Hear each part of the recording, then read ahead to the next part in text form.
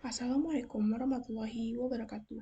Perkenalkan, nama saya Fitrasiti Adriani dengan NIM 2303742 dari Prodi D3 Statistika Universitas Negeri Padang. Di sini saya akan menjelaskan tugas akhir mata kuliah analisis data eksploratif dengan dosen pengampu Ibu Fitri Mudiasari SSI MSI dengan judul tekanan darah, sistolik dan diastolik mempengaruhi risiko kehamilan. Yang pertama, saya akan menjelaskan tentang identifikasi kondisi data.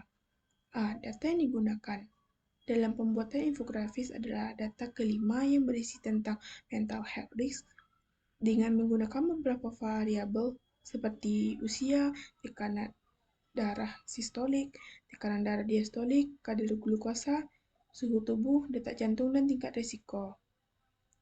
B. Informasi terkait data. Sumber data yang digunakan dalam pembuatan infografis ini adalah data sekunder, karena data yang didapat dari dosen pengampu mata kuliah analisis data eksploratif dengan ukuran dataset memiliki 7 variabel dan 1014 respon dan menggunakan jenis data gabungan kualitatif dan kuantitatif. Selanjutnya, tujuan eksplorasi data. 1. Memahami rentang nilai rata-rata, median, dan distribusi masing-masing variabel seperti usia, tekanan darah sistolik, tekanan darah diastolik, kadar glukosa, suhu tubuh, dan detak jantung. Menganalisis hubungan antara variabel fisiologis seperti tekanan darah, kadar glukosa, suhu tubuh, dan detak jantung dengan tingkat risiko kehamilan.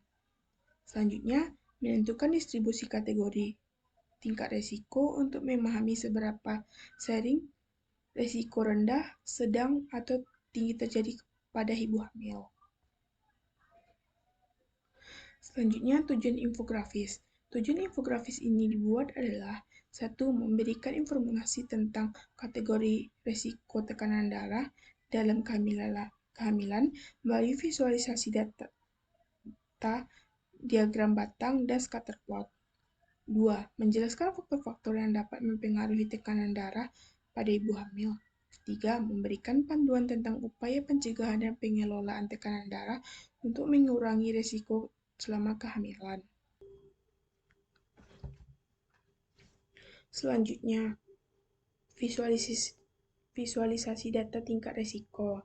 Berdasarkan data tingkat risiko kehamilan dapat disimpulkan bahwa terdapat 406 ibu hamil termasuk ke dalam kelompok risiko rendah, yang berarti kondisi kehamilan mereka aman dan normal.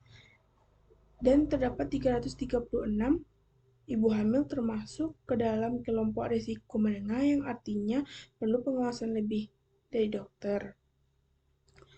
Dan 270 ibu hamil termasuk ke dalam kelompok risiko tinggi, yang berarti membutuhkan perhatian khusus dan perawatan lebih intensif. Dan disimpulkan, sebagian besar ibu hamil yang berada dalam kondisi kehamilan yang aman. Namun, masih ada cukup banyak yang memerlukan perhatian ekstra dari dokter. Yang paling penting adalah memastikan ibu hamil dengan risiko tinggi mendapatkan penanganan yang tepat untuk menjaga keselamatan ibu dan bayi. Selanjutnya, visualisasi data menggunakan scatter plot. Pola sebaran data ini mengindikasikan korelasi positif yang kuat antara peningkatan tekanan darah dengan tingkatan risiko kesehatan. Semakin tinggi tekanan darah seseorang, terutama tekanan sistolik, semakin besar kemungkinan mereka termasuk ke dalam kategori risiko tinggi. Sebaliknya, individu dengan tekanan darah normal hingga rendah cenderung memiliki tingkat risiko yang lebih rendah. Data ini menunjukkan pentingnya menjaga tekanan darah dalam rentang normal untuk meminimalkan risiko kesehatan. Selanjutnya, infografis.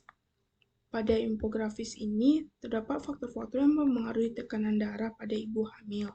1. Faktor kesehatan, seperti riwayat hipertensi kronis, penyakit jantung, atau gangguan endokrin dapat meningkatkan risiko tekanan darah tinggi.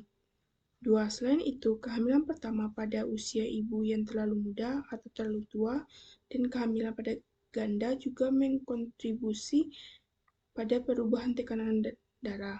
3. Faktor gaya hidup seperti pola makan tinggi garam, kurang aktivitas, stres berlebihan, dan kebiasaan merokok atau konsumsi alkohol dapat mempengaruhi kondisi tekanan darah. Upaya yang dapat dilakukan adalah lakukan pengukuran tekanan darah secara rutin, baik melalui kunjungan prenatal maupun pemantauan mandiri menggunakan alat pengukur tekanan darah digital di rumah. 2.